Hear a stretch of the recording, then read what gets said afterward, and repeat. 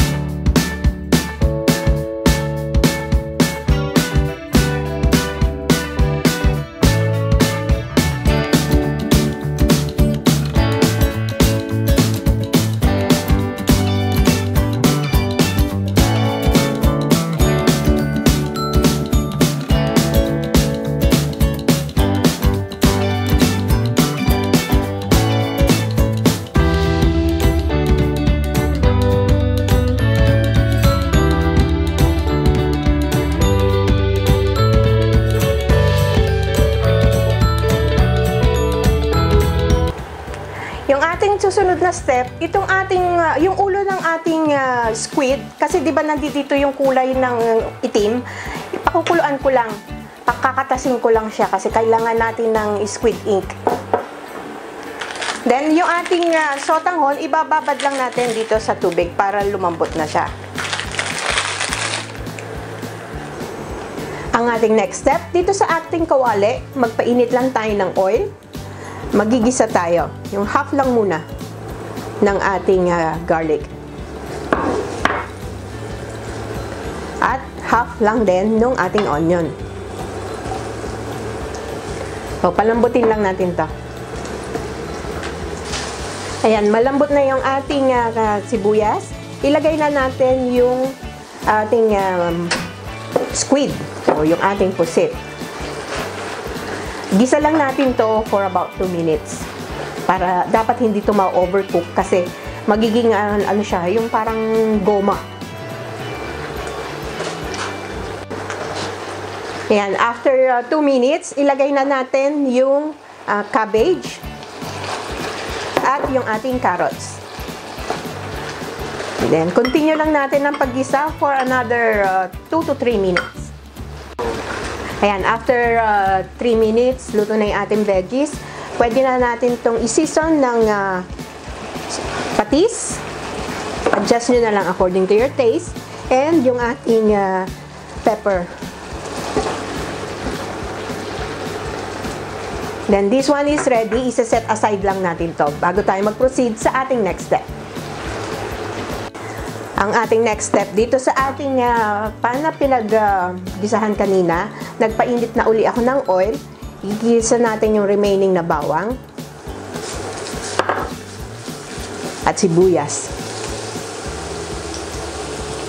Again, palambutin lang natin to.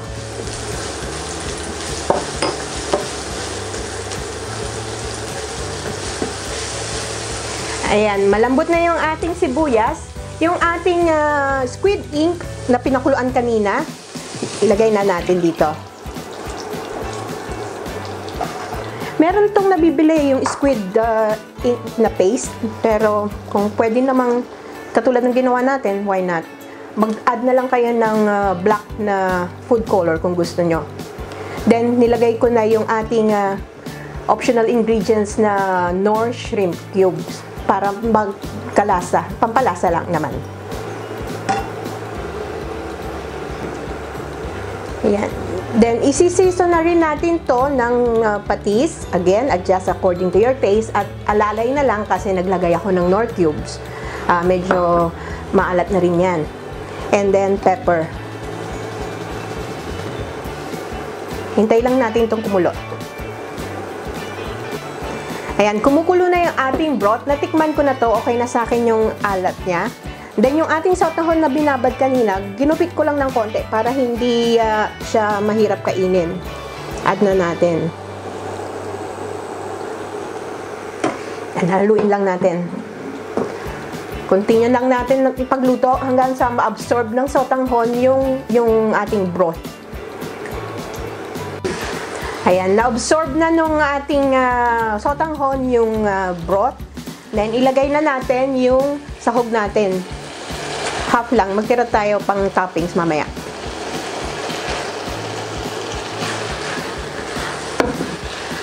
Ayan. This one is ready for serving. Ayan, salin na natin dito sa ating serving pot. So, talagang ano lang, kailangan mag-toothbrush pagkatapos kumain kasi kukulay sa ipin niya yung itim. So, kakaibang pansit. Okay? Then, lalagyan natin nung toppings.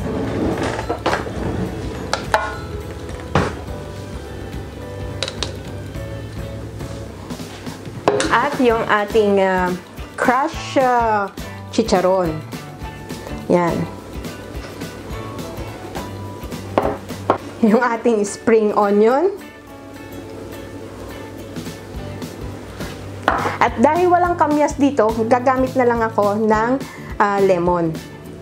Kasi talagang isineserve to with kamyas slices. Yan.